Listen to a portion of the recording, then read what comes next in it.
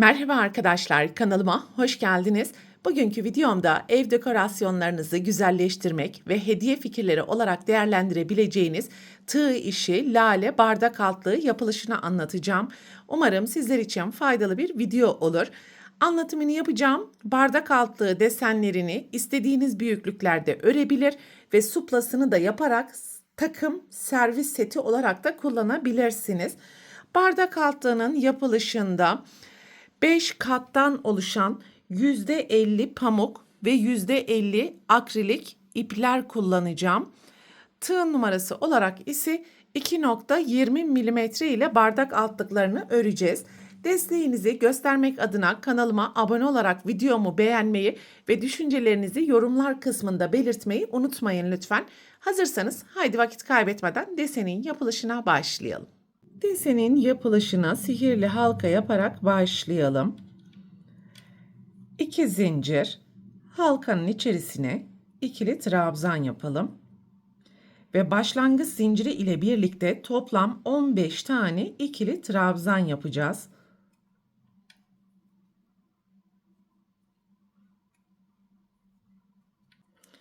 ...15 ikili trabzanı yaptıktan sonra sihirli halkanın ipini sıkıştıralım ve ilk zincirin tepesine kayma dikişi yaparak sırayı tamamlayalım.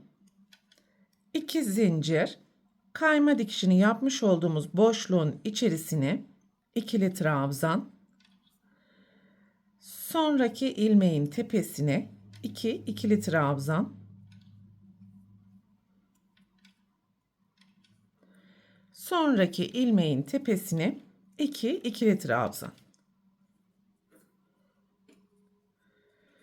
Ve alt sırada yapmış olduğumuz 15 adet ikili trabzanın her birinin tepesine çift ikili trabzan yaparak toplam 30 tane ikili trabzan elde edelim. Sıranın sonuna geldiğimiz zaman ilk zincirin tepesine kayma dikişi yaparak sırayı tamamlayalım. 2 zincir, aynı boşluğun içerisine ikili trabzan, sonraki ilmeğin tepesine 1 ikili trabzan, sonraki ilmeğin tepesine 2 ikili trabzan, sonraki ilmeğin tepesine 1 trabzan ve sonraki ilmeğin tepesine 2 ikili trabzan.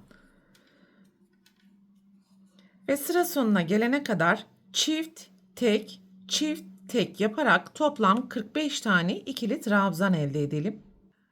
Sıranın sonuna geldiğimiz zaman son ilmeğin tepesine tek yapalım ve ilk zincirin tepesine kayma dikişi yaparak sırayı tamamlayalım. 2 zincir, aynı boşluğun içerisine ikili trabzan, yan yana 2 ikili trabzan,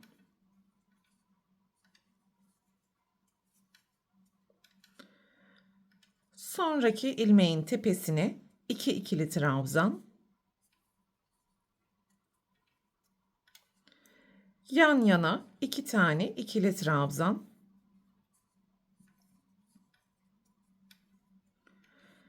ve sonraki ilmeğin tepesine 2 ikili trabzan.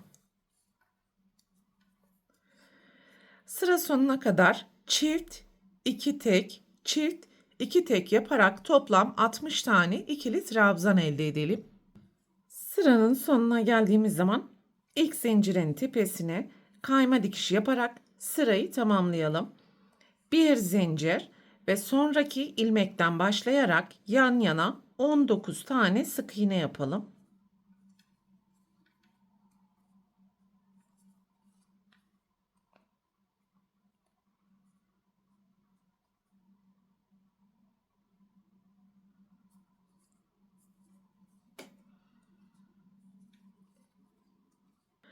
...19 sık iğneyi yaptıktan sonra sonraki ilmeğin tepesine ikili trabzan, tığın başını 2 kez dolayalım ve sonraki ilmeğin tepesine üçlü trabzan. Bu kez tığın başını 3 kez dolayalım. Sonraki trabzanın tepesine 3 tane dörtlü trabzan yapalım.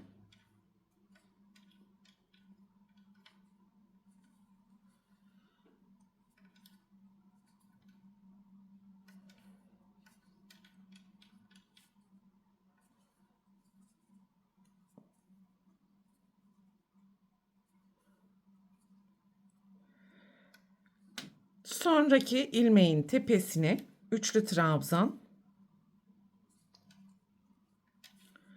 Sonraki ilmeğin tepesine bir ikili trabzan.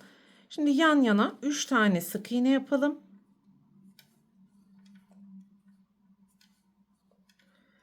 Ve burada yapmış olduğumuz desenin aynısını tekrar edelim. Sırayla ikili trabzan, üçlü trabzan, 3 dörtlü trabzan, üçlü trabzan ve ikili trabzan yapacağız.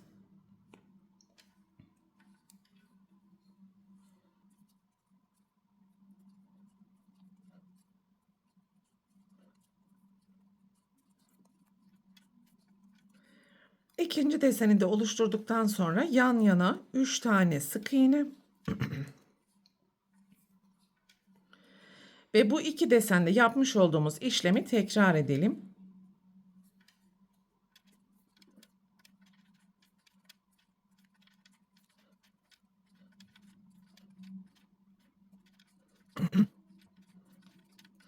Son ikili trabzanı yaptıktan sonra sıra sonuna kadar sonraki ilmekten başlayarak yan yana sık iğne yapalım. Sıranın sonuna geldiğimiz zaman ipi burada keselim ve ilk yapmış olduğumuz sık iğne ilmeğinden gizli birleştirme yaparak ipi de arka taraftan gizleyelim.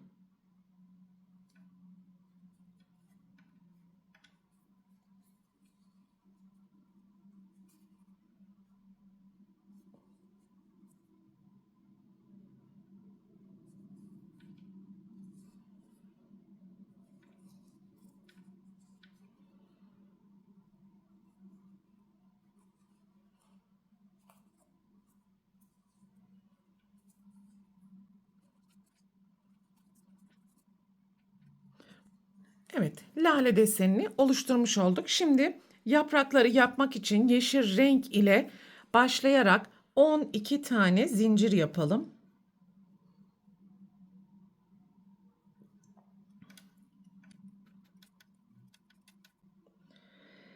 İkinci zincirin içerisine sık iğne.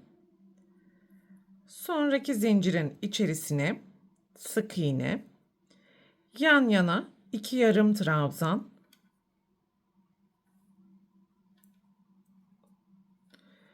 Yan yana 3 ikili trabzan.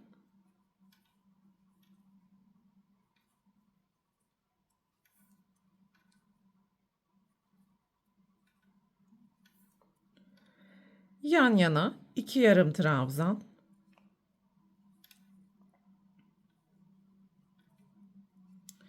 Ve yan yana 2 tane sık iğne yapalım.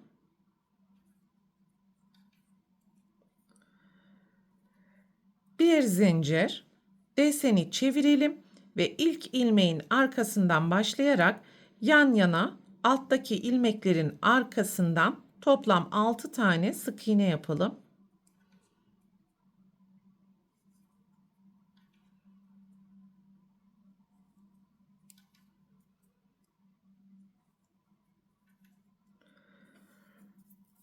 Altı zincir ve birinci yaprak deseninde yapmış olduğumuz işlemleri tekrar edeceğiz. İkinci zincire ve üçüncü zincire sık iğne, yani yan yana 2 tane sık iğne, 2 tane yarım trabzan,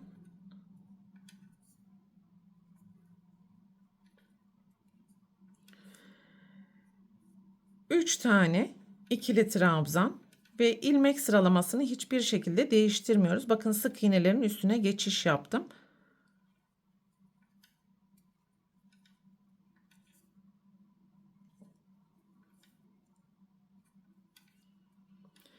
Yan yana 2 yarım trabzan ve alttaki ilmekleri yine arka taraflarını kullanmaya devam ediyoruz. Yan yana 2 sık iğne.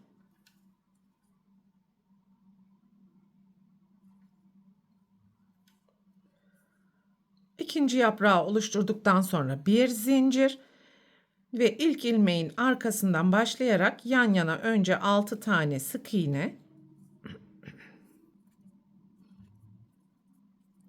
Ve ikinci yaprak deseninde yaptığımız işlemleri tekrar edelim. 6 zincir yaptıktan sonra sırayla ilmekleri oluşturalım.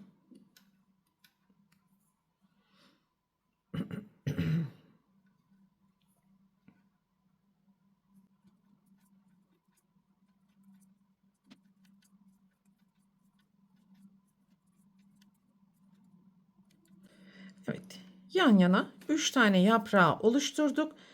Burada görünen ilmekten tığı geçirelim. Sıranın sonundaki son ilmeğin içerisinden de tekrar tığı geçirerek 3 ilmeği birlikte kayma dikişi yaparak birleştirelim. Yaprağın sapı için 10 zincir yapalım.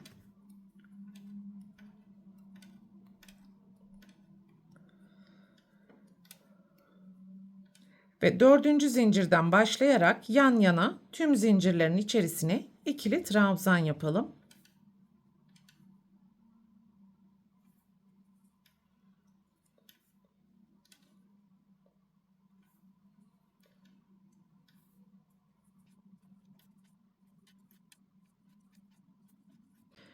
Yan yana toplam 8 tane ikili trabzan yapmış olduk.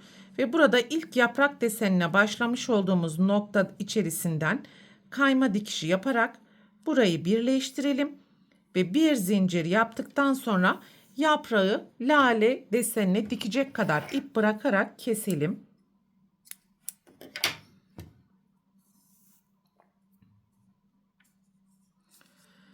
Evet, bu şekilde yaprak desenini oluşturmuş olduk. Buradaki ipi de arka taraftaki ilmeklerin arasından gizleyebildiğimiz kadar gizleyelim.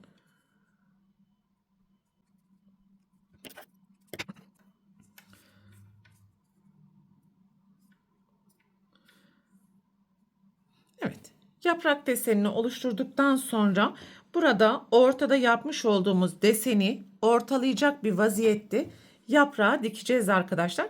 Dikme işlemini yaparken bakın şu şekilde ortadaki yaprak üstte kalacak. Buradaki alanlardan da dikme işlemini yapacağız. Yani önce bu noktayı dikeceğiz. Daha sonra sol taraftaki alanın dikeceğiz. Buradaki ipi arka taraftaki ilmeklerin arasından yukarıya taşıyalım.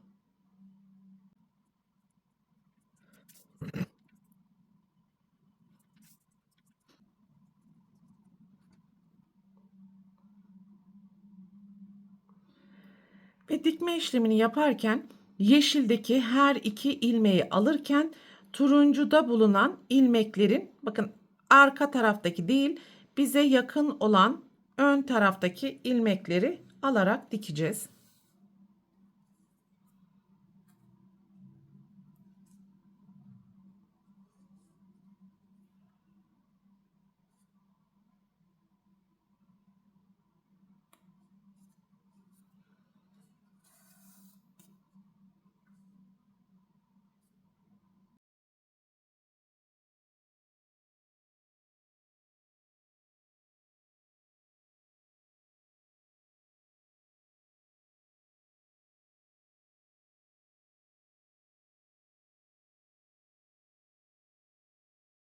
Dikme işlemini bu şekilde gerçekleştirdik. Şimdi arka taraftaki ilmeklerin arasından sabitleyerek gizleyelim.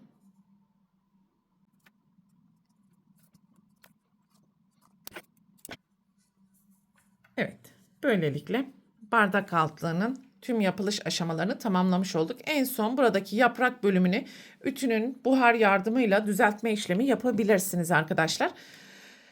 Bu videoda anlatacaklarım bunlardan ibaretti. Umarım sizler için faydalı bir video olmuştur.